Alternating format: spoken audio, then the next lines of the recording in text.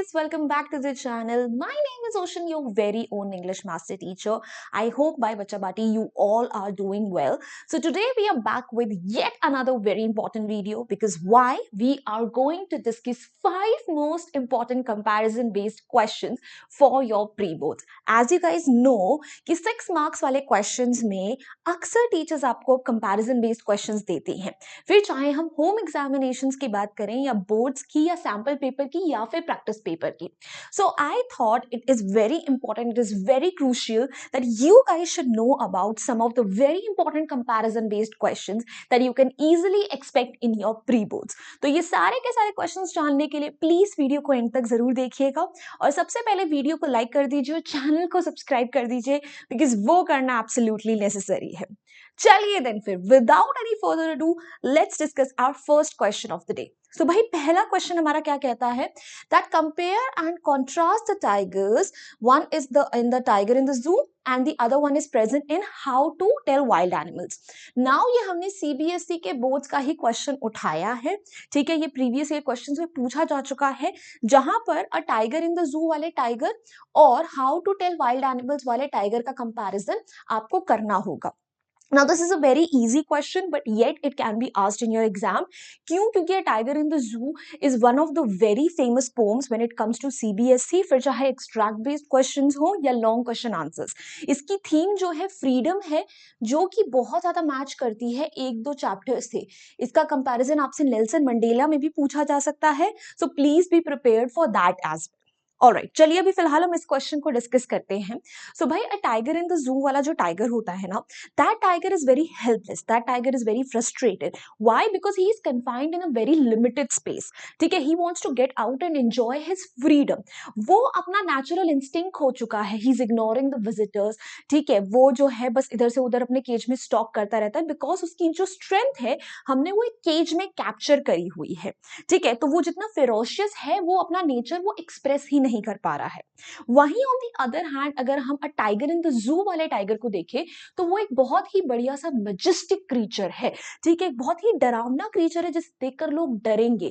वो अपने natural instinct को बहुत अच्छे से एम्ब्रेस करता है. ठीक है, उसके अंदर एक लॉयल, एक रीगल, एक हमें वाइब आती है. ठीक है, उसे देखते ही लोग डर जाते हैं, जो चीज हमें टाइगर इन द जू में नहीं देखने को मिलती है. So this is how these two tigers are very different because they are kept in very different scenarios. All right, let's have a look at the answer now. So a tiger at the zoo and one in a forest are very different from one another. क्यों? एक दूसरे से क्यों इतना different है ये दोनों tigers? Because the former का मतलब होता है first one कौन सा है? zoo वाले tiger की बात हो रही है. Is a caged animal that has lost its independence, whereas the latter मतलब होता है दूसरा. second number पे कौन है? फॉरेस्ट वाला tiger is independent and dominant. तो पहले वाले टाइगर जो है उसने केज में होने की वजह से अपनी पूरी इंडिपेंडेंस ही खो दी है. वहीं जो दूसरा टाइगर है जो कि हमें फॉरेस्ट में दिखाई देता है वो डोमिनेंट है, इंडिपेंडेंट है. The tiger reigns supreme in the world. ठीक है, वर्ल्ड नहीं, वाइल्ड. रेंज का मतलब होता है कंट्रोल्स. ठीक है, वाइल्ड में, ठीक है, फॉरेस्ट में टाइगर्स को टॉप मोस्ट हायरार्की में रखा जाता है. However it is a captive animal in the जू. वहीं जू में हमने उसे बांध के रखा है. The zoo tiger has lost its natural instinct यानी कि natural behaviour. He ignores the visitors, suppresses his anger, whereas that wild anger नहीं, wild tiger holds its supremacy and terror among people.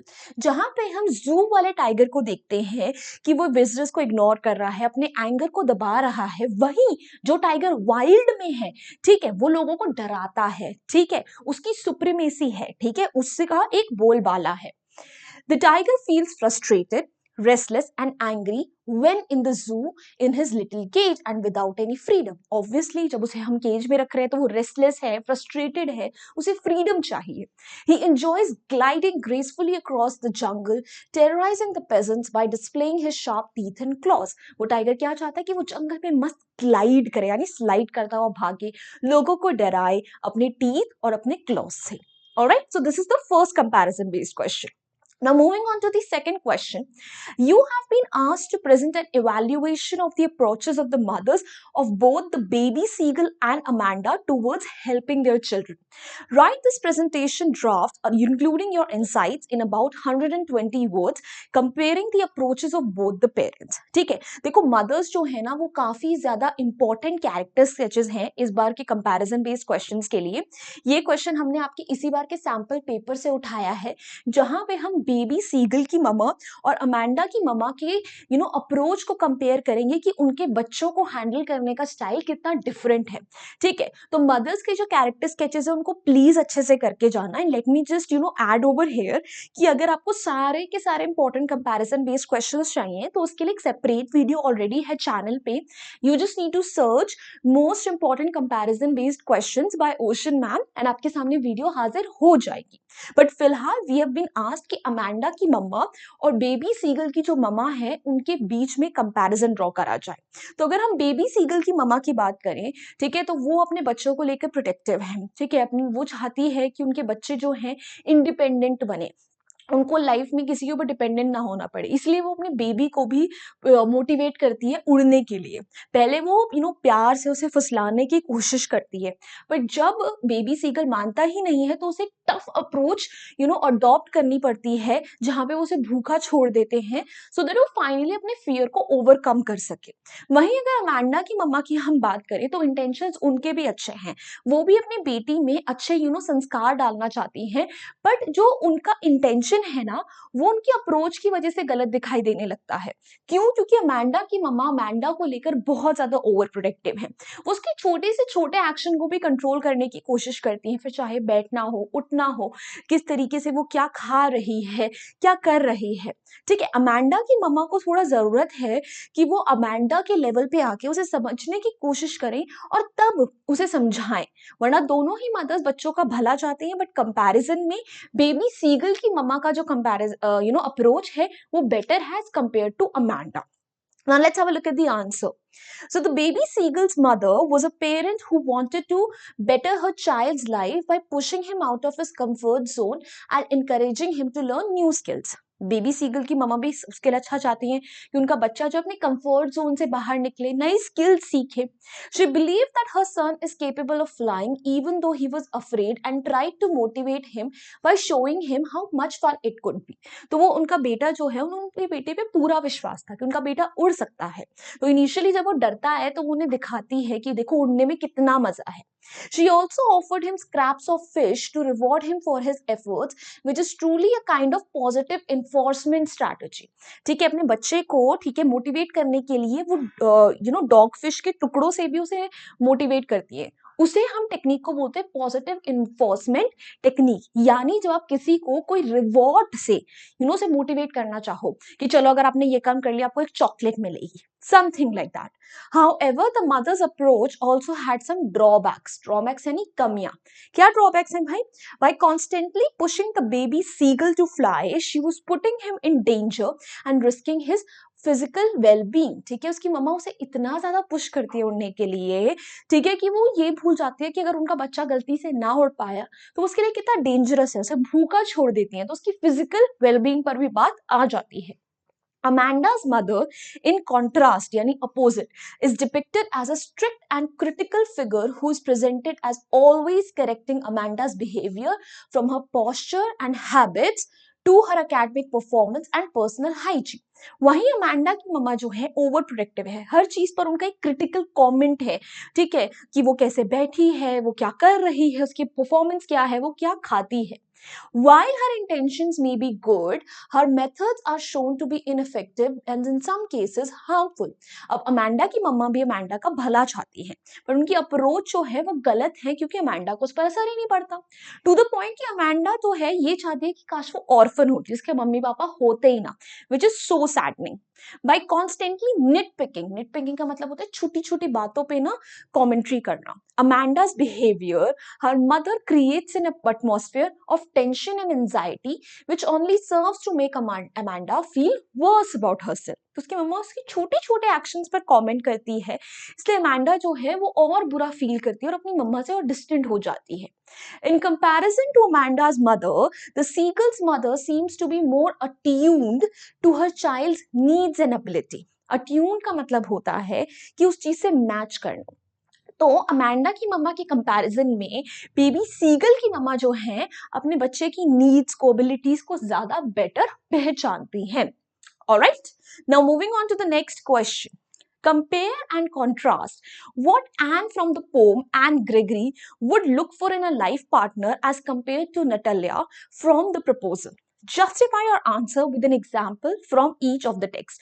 अब ये भी आपका CBSE के previous year का ही question है, जहां पे हम नटालिया और एन ग्रेगरी की अप्रोच को कंपेयर करेंगे. Why? Because they are looking for different things when it comes to a life partner.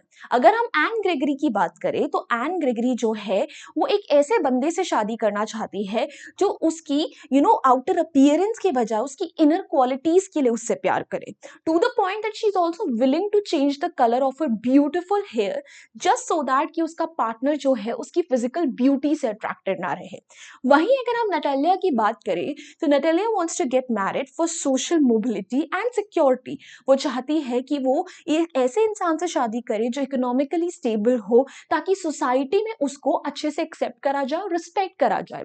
Even though उसके लोमोव की तरफ कोई अट्रैक्शन नहीं है, कंपैटिबिलिटी नहीं है, वो हर छोटी छोटी बात पर उससे लड़ती रहती है, but still she is willing to get married to him. Why?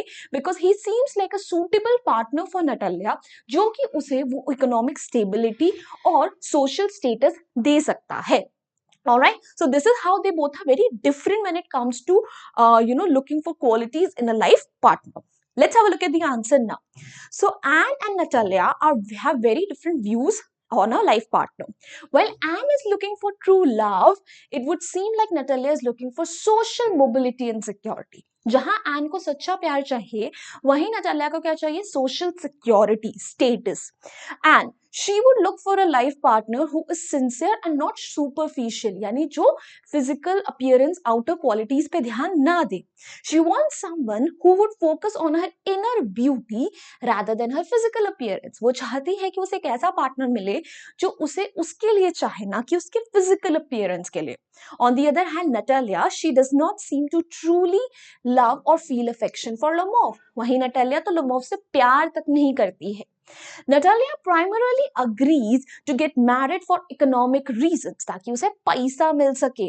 Her marriage would be more of a business deal than an emotional communion between two people. तो उसकी शादी जो है वो एक business deal की तरह है.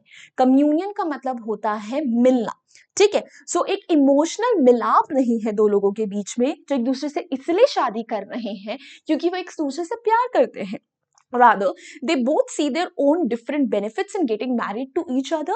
तो इसीलिए वो उनसे शादी कर रहे हैं. All right, moving on to the next question.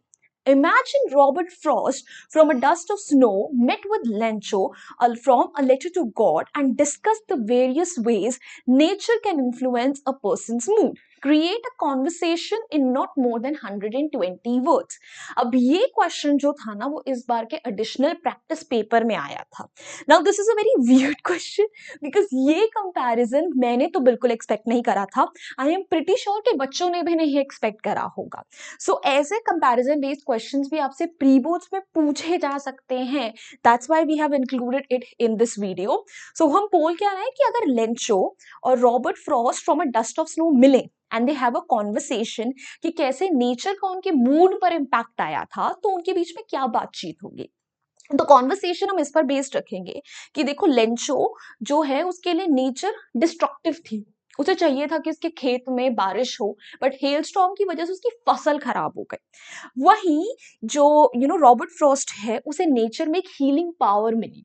उसका पूरा का पूरा दिन बर्बाद जा रहा था, but just because a crow drop little snow on him उसका मूड एकदम से अपलिफ्ट हो गया. ठीक है, तो दोनों का ही नेचर को देखने का नजरिया पूरा का पूरा अलग है।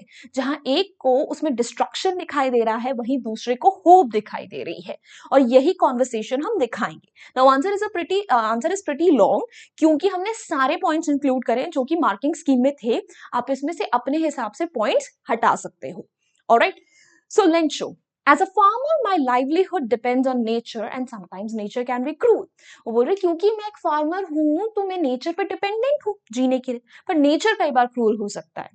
Once I was looking forward to the rain. In fact, I was hoping for it for my crops, and when it did start to rain, I was so satisfied कि एक बार मुझे अपनी क्रॉप्स के लिए, हार्वेस्ट के लिए rain की जरूरत थी, और जब बारिश हुई मुझे बहुत खुशी हुई। I even went outside in the rain to feel the rain on my skin and breathe in the sweet air. But the weather which very quickly changed and the rain turned into a hailstorm and all of my crops were destroyed.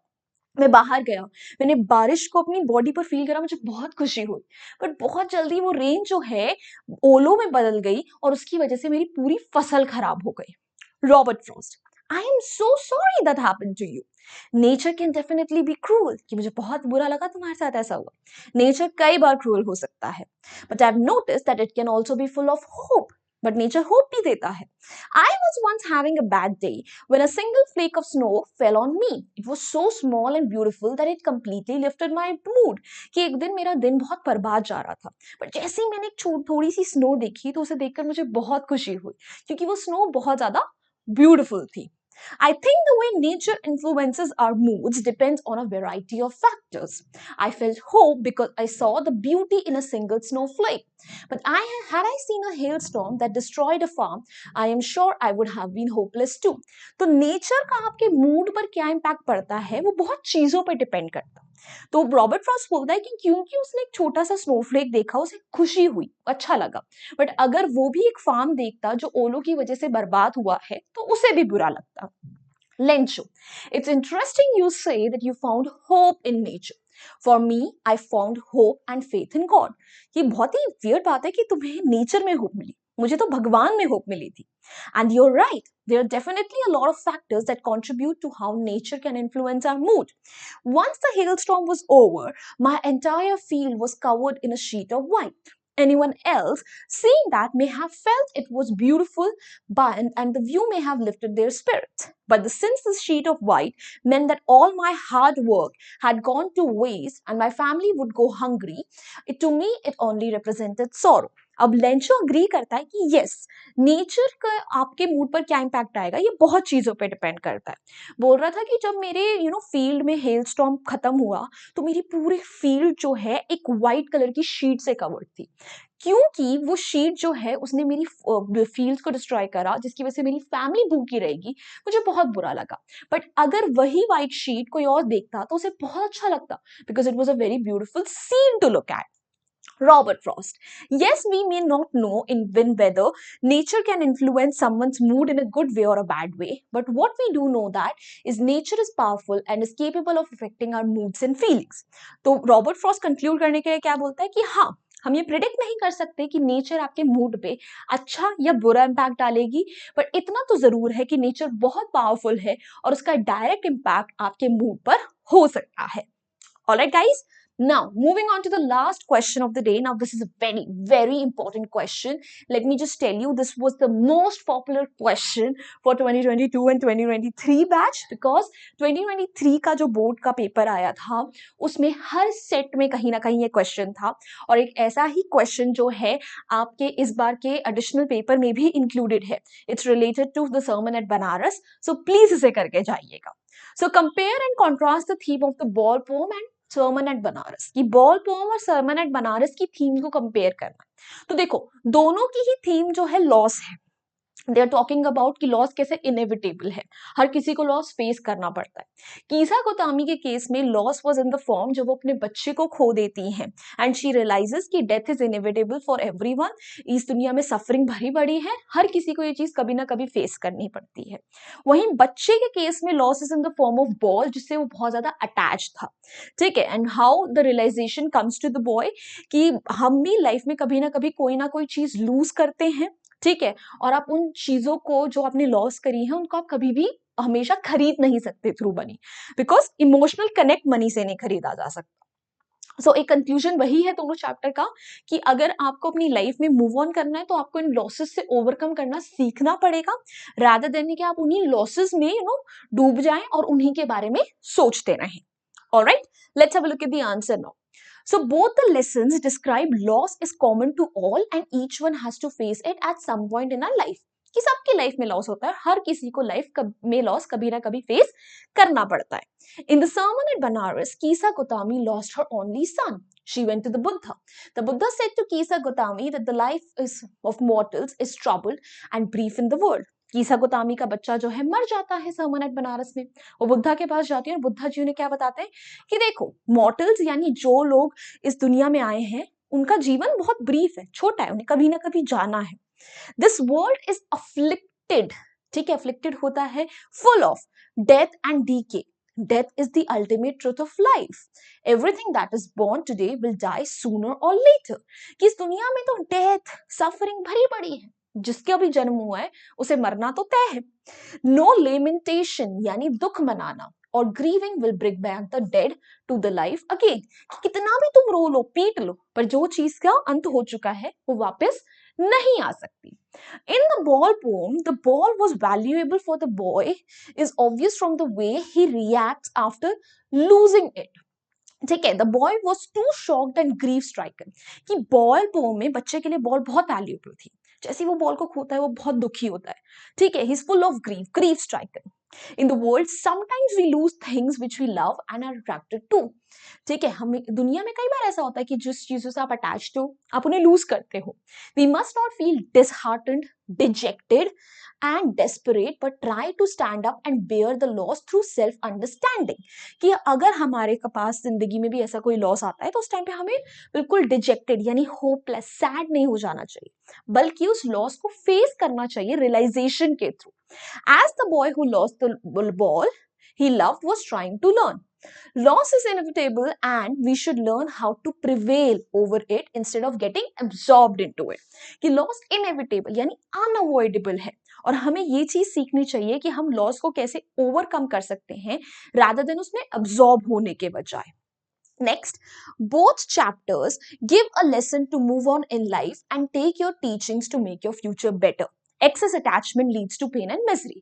तो दोनों ही chapters हमें क्या message दे रहे हैं कि life में move on कैसे करना है और ये जो आपके लाइफ में जो एक्सपीरियंसेस हैं उन्हें ऐसे टीचिंग्स कैसे लेकर आगे बढ़ना है.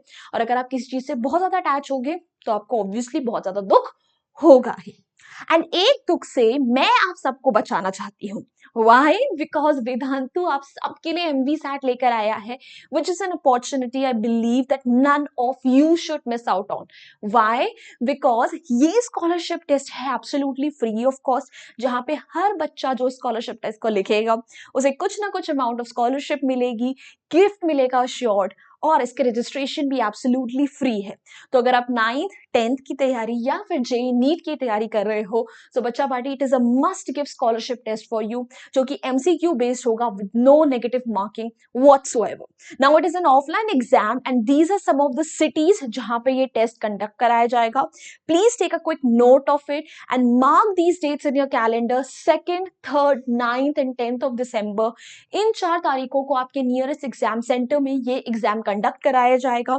अगर आप इनमें से किसी सिटीज में नहीं है जहां ये एग्जाम ऑर्गेनाइज कराया जा रहा है, डू नॉट वरी, ये सारे एग्जाम्स की डेज जो है सैटरडेज और संडेज को पड़ रही हैं, so you can travel to your nearest exam centre as well. Now guys, let me tell you कि जो बच्चे इस स्कॉलरशिप टेस्ट में टॉप करेंगे उन्हें 5 डेज का fully paid space research centre का ट्रिप मिलेगा. इसके बियॉन्ड बहुत सारे इंटरेस्टिंग गिफ्ट्स हैं for like smartphones, drone, smart watches and हर बच्चे को कोई ना कोई गिफ्ट मिलेगा. अ शॉर्ट स्कॉलरशिप है, मतलब आपके ना चाहे कितने भी मार्क्स क्यों ना है, you will get some amount of scholarship that can go up to 100%. यानी जहां आप महंगी महंगी कोचिंग्स में लाखों लाखों रुपए खर्चते हैं वहीं आप इनसे बेटर एजुकेशन, क्वालिटी एजुकेशन वेदांतों की absolutely free of cost avail कर सकते हैं. इसके अलावा आपको 3 मंथ्स का सब्सक्रिप्शन मिलेगा टू वेदांतु डाउट ऐप, जहां पे आप 24/7 अपने डाउट सॉल्व करवा सकते हैं. एंड इसके अलावा आपको एक ऑल इंडिया रैंक मिलेगा. Why? Because you are gonna be competing against a lot of students across India on a national level. So बच्चा party, what are you waiting for? Register right now. The steps are pretty simple.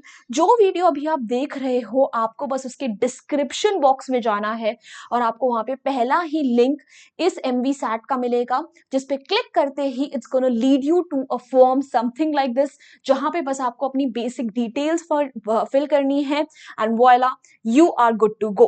So all right, Bacha Bati, I'm going to urge you all to go right now and register for MV Star. And guys, that's it on my end. अब ये हमारे इस हफ्ते का schedule है. अगर आपने इनमें से कोई भी वीडियो मिस करी है, please check it out right now. We started this week by necklace का introduction and summary. Then हम लोगों ने इंग्लिश एडिशनल पेपर का एक प्यारा सा एनालिसिस करा था. हमने उसके अलावा 5 most important comparison based questions आपको आज बता दिए हैं. आज रात को 9 बजे मैं स्प्रिंटेक्स लेकर आ रही हूँ आपके लिए. Please do watch that. उसके अलावा कल आपके पास मोस्ट रिपीटेड क्वेश्चंस आ रहे हैं from the tale of Custard the Dragon. And then 1 दिसंबर को फ्राइडे को हम डिस्कस करेंगे CBSE के 2021-2022 का क्वेश्चन पेपर बोर्ड्स का 6 बजे. उसके अलावा 6:30 बजे I'm gonna tell you how to deal with pre-boards का pressure. And then Saturday को 5 बजे I'm gonna give you a pre-board strategy that can help you in covering your entire syllabus in a single day. And Sunday को 6 बजे I'm gonna come up with most repeated questions from Bholi. So as you guys can see, all the sessions are super important. Please do watch them. Do not miss out on any of them. And guys, this is our Telegram channel. The link for it is given in the description box. Please join our community over there as well for reminders, BTS, and PDFs of such amazing sessions. This is my Instagram handle. Feel free to ping me over here as well. And let me tell you, English का एक additional shorts channel भी है, where every week I come up with shorts to help you with the grammar and vocabulary. Do check that out as well. The link is again in the description box for that. And if you enjoyed this video, found it helpful, hit the like button, share it with your friends, and do not forget to subscribe to our channel if you haven't done yet. So bye bye guys. Hasta la vista. फिर मिलेंगे पढ़ते पढ़ते.